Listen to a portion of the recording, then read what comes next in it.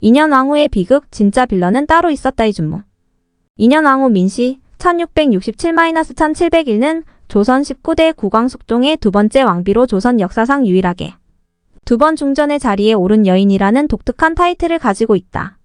정적이라고 할 수 있는 장희빈과 함께 조선 왕실 역사에 전례 없는 아침 드라마극 삼각관계의 주인공 같은 삶을 살아야 했던 인물이기도 하다. 어린 나이에 왕비가 되고 남편의 변덕과 당쟁에 휘말려 한때 위대했다가 다시 포기했지만 불과 34세의 나이에 요절하기까지 그녀의 짧지만 기구했던 인생은 풍운의 연속이었다. 11월 15일 방송된 TVN 스토리 벌거벗은 한국사 82회에서는 전모험 후 중전에 두 번 오른 여인 인현왕후는 어떻게 장희빈을 내쫓고 다시 중전이 됐나 편을 통하여 인현왕후의 파란만장한 일대기를 조명했다. 인현왕후의 파란만장한 일대기. 인현왕후는 1667년 현종 8년 한성부 반송동 사저에서 영민씨 가문의 아버지 민유중과 아내 송씨 사이의 넷째 딸로 태어났다. 1680년 숙종의 첫 번째 왕비였던 인경왕후가 천연두에 걸려 19세에 이른 나이에 사망하면서 이듬해 숙종은 두 번째 왕비로 인현왕후를 맞이하게 된다. 인현왕후는 어릴 때부터 성품이 온화하고 겸손하였으며 언제나 웃는 얼굴로 사람들을 대했다고 한다. 숙종 초기 조선의 주요 붕당은 서인과 남인으로 대립하고 있었고 인현왕후의 아버지 민유중은 서인 세력의 주축이었다. 숙종은 비대해진 남인의 권력을 통제하기 위하여 서인 세력에 손을 들어주는 것을 선택이었고 서인 집안 출신인 인현왕후의 간택도 이러한 정치적 고려 속에 이루어진 결정이었다. 하지만 인현왕후의 혼인 생활은 그리 행복하지 못했다. 당시 숙종의 마음속에는 이미 다른 여인이 있었으니 그녀가 바로 장희빈이었다. 궁녀 출신이었던 장희빈은 숙종보다 연상이었으나 아름다운 용모와 교태로 왕의 마음을 사로잡으며 승은왕과 동침하는 것까지 입었다. 하지만 숙종의 어머니 명성왕후는 장희빈을 좋아하지 않았다. 명성왕후는 감정적이고 충동적인 성격의 아들. 숙종이 혹시 장희빈에게 휘둘릴 것을 우려하여 그녀를 궁 밖으로 쫓아냈다. 숙종은 이별 후에도 장희빈을 잊지 못하고 그녀를 오랫동안 그리워했다. 인현왕후가 중전의 자리에 오른 지 3년이 된 1684년 인현왕후는 뜻밖에도 장희빈을 다시 궁궐에 들릴 것을 숙종에게 먼저 제안한다. 왕의 승언을 입은 궁녀를 민가에 방치하는 것이 미안한 일이라며 왕실의 체면을 이유로 내세웠다.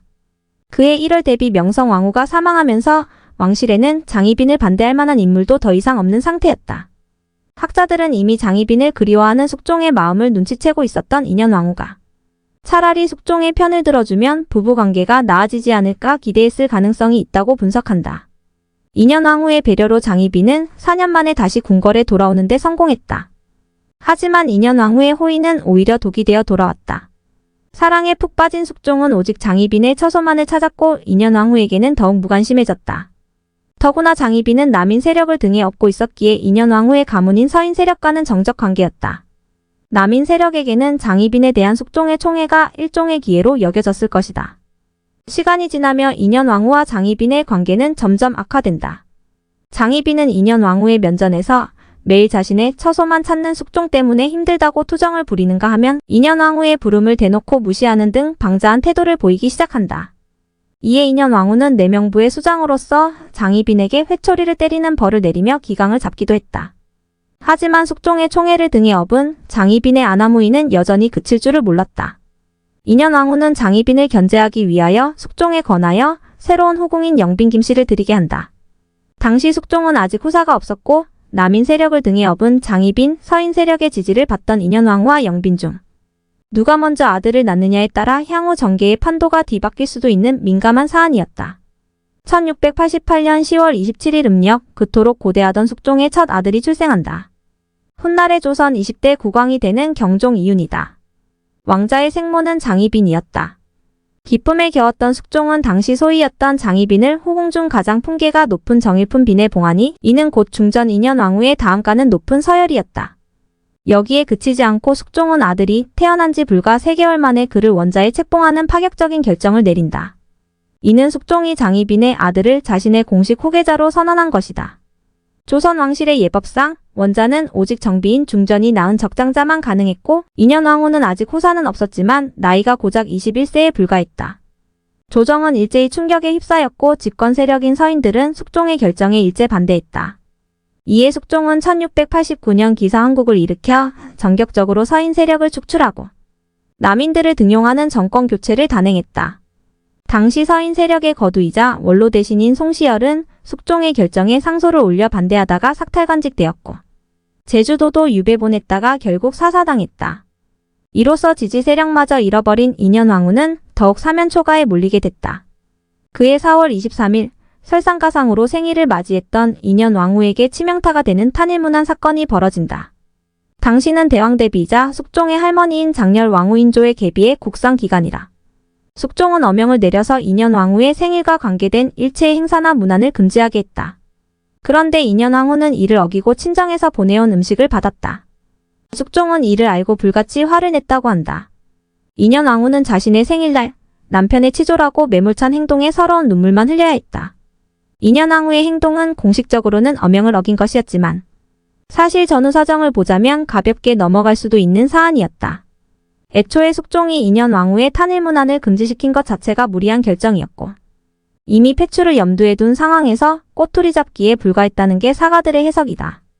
숙종은 드라마 등 대중문화의 영향으로 한동안 장희빈의 치마폭에 노란한 우유부단한 군주처럼 알려졌지만 실제로는 조선 역대 군주 중 손꼽힐 만한 굉장한 다혈질의 고집이 세고 충동적인 성격이었다. 숙종은 자신이 원하는 것을 이루기 위해서는 수단 방법을 가리지 않는 잔인하고 집요한 일면이 강했고 효종의 직계후손으로 이어지는 탄탄한 정통성을 바탕으로 무소불위의 강력한 왕권을 휘두를 수 있었다. 당시 숙종이 투기 질투를 했다라는 제목으로 인현왕후를 폐출하려 하자 당시 집권 세력이자 정치적으로는 반대파인 남인마저도 일제히 반대했을 정도로 명분이 없고 무리한 결정이었다. 하지만 그럼에도 숙종은 오로지 독단적인 결정으로 인현왕후 폐출을 밀어붙여 자신의 뜻을 관철시켰다. 그해 5월 2일 숙종은 결국 인현왕후를 중전에서 폐하고 서인으로 강등시켜 궁궐에서 쫓아냈다. 중전의 자리에 책봉된 지 8년 만이자 정확히 입궁한 날짜와 같은 날에 궁궐을 떠나게 된 순간이다. 숙종실록에 따르면 인현왕후는 이미 탄일문안 사건으로 숙종의 혹독한 질타를 받자 진실로 나의 죄이다. 어찌할 것인가 폐출시키려면 폐출시키라 하였다고 한다. 남편이 마음에 떠났음을 깨닫고 스스로 폐위시켜달라고 할 만큼 모든 것을 체념한 듯한 인현왕후의 감정이 느껴진다. 숙종의 치졸한 행동은 여기에서 그치지 않으며 궁궐 내에서 인현왕후와 관계된 모든 문서와 물건들을 불태워 흔적조차 남지 않게 했다. 인현왕후가 폐위되고 이듬해인 1690년 숙종은 비어있던 중전의 자리에 장희빈을 책봉한다. 장희빈의 아들은 세자가 되었다. 그 소식을 전해 들었을 인현왕후의 심경은 과연 어떠했을까? 사가로 쫓겨간 인현왕후는 이미 친정 가문마저 몰락한 상태로 식량이나 땔감도 부족할 만큼 궁핍한 생활을 했다고 한다. 인현왕후는 스스로를 죄인으로 여기며 누구의 도움으로 받지 않으려고 했다. 그래도 한때 일국의 왕비였지만 인현왕후의 처소는 관리가 되지 않아 집은 낡고 마당에는 잡초가 무성할 정도였다고 한다. 신하들이 인현왕후에게 옷과 양식을 지원해줄 것을 건의했으나 숙종은 이마저도 매몰차게 거절했다. 인현왕후가 폐위된 지 어느덧 6년이 흐른 1694년 3월 서인 세력이 비밀리에 인현왕후 복위 운동을 추진하다가 남인 세력에게 발각되는 사건이 벌어진다. 남인들은 이를 숙종에게 고발하여 처벌을 요구했고 서인 세력에 대한 공문이 진행된다. 그런데 고발 6일 만에 돌연 숙종이 오히려 화살을 돌려 서인을 공문하던 남인 세력을 일거에 축출하는 반전이 벌어진다. 이로 인하여 삼정승을 포함하여 파직당한 인물만 54명, 사형이 14명, 유배가 67명에 이르렀다. 남인 세력이 몰락하고 서인 정권이 다시 집권하는 갑술왕국이었다. 5년 전의 기사왕국과 그 방향만 정반대로 달라졌을 뿐 갑작스러운 정권 교체이자 사실상의 보복성 숙청이라는 성격은 동일했다. 당시 숙종은 남인 정권의 무능에 실망한 데다 장희빈에 대한 사랑도 식어가고 있었다. 숙종은 인현왕후 복위 운동에 대한 남인의 고발이 무리한 수사라는 이유를 내세워 남인들을 축출하기 위한 정치적 명분으로 삼았다. 한편 숙종은 갑술왕국 1년 전 궁녀 출신의 숙빈 채씨라는 새로운 여성에게 반해 있던 상태였다. 숙종과 숙빈 사이에는 인현왕후라는 뜻밖의 연결고리가 있었다. 숙빈은 궁녀로 일하면서 아랫사람에게 따뜻했던 인현왕후를 매우 존경했다고 한다. 어느 날 숙빈은 궁궐 내에서 금기시되던 인현왕후의 생일상을 몰래 차려서 기리고 있다가 숙종에게 들켰다. 자칫 큰 벌을 내릴 수도 있는 상황이었지만 숙종은 숙빈을 책망하지 않았고 오히려 그녀의 따뜻한 성품에 감동했다고 한다. 여기에는 숙종이 인현왕후에 대하여 은근한 죄책감을 느끼고 있었던 것도 작용했다. 숙비는 숙종의 승한을 입어 후궁이 되었고 어느새 장희빈을 밀어내고 왕의 총애를 독차지하기에 이른다. 갑술왕국이 일어나고 2개월 후인 1694년 4월 숙종은 인현왕후의 거처를 창덕궁 별궁으로 옮길 것을 지시하며 직접 자필 편지까지 보내어 미안한 마음을 전한다. 숙종은 처음에는 건간에게 조롱당하여 잘못 처분하였으나 그립고 답답함. 마음이 세월이 갈수록 깊어져 때때로 꿈에 만나면 그대가 내 옷을 붙잡고 눈물을 흘리오라고 의미심장한 고백을 늘어놓았다. 실제로는 인현왕후의 폐출이 오로지 자신의 독단적인 결정이었음에도 간신들에게 속언 탓이라고 공색한 변명을 늘어놓고 있지만 어쨌든 잘못된 결정이었음을 인정하는 대목이다.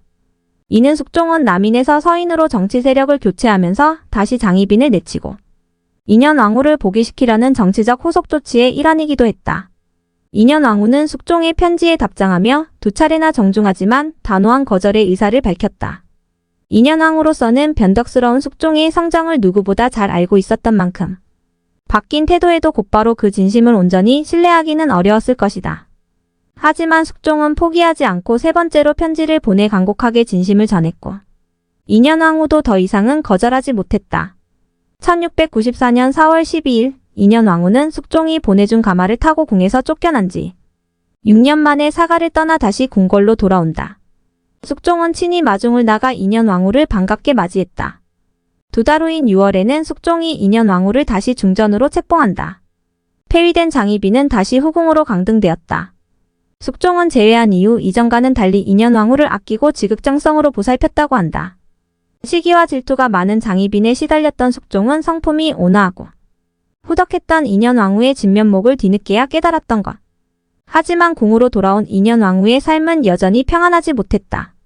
장희빈은 비록 숙종의 총애는 잃었지만 세자의 침몰하는 무시할 수 없는 정치적 지위를 등에 업고 여전히 건재했다.